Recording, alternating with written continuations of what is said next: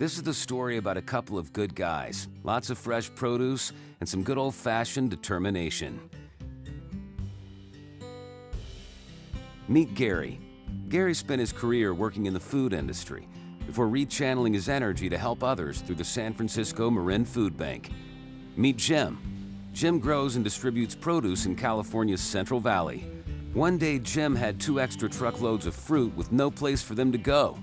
Being the good Samaritan that he is, Jim made a call to the local Fresno Food Bank. Do you want them? Well, Fresno was a no-go, but word of the stranded fruit reached Gary in San Francisco, and Gary jumped at the offer. And that, my friends, is the phone call that changed everything.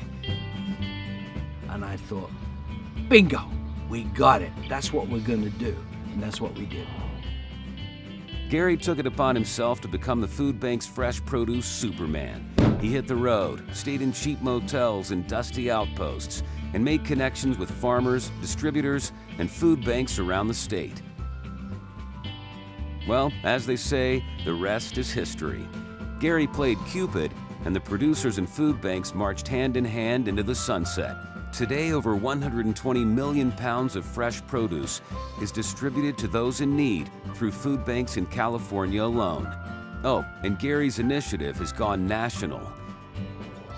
The work that Gary led has changed the paradigm here in San Francisco, all across California, and now really every food bank in the United States are working under this model.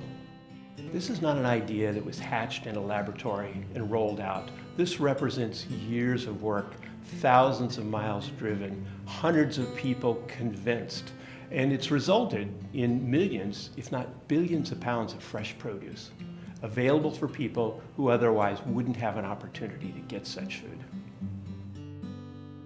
Well, there you have it, folks.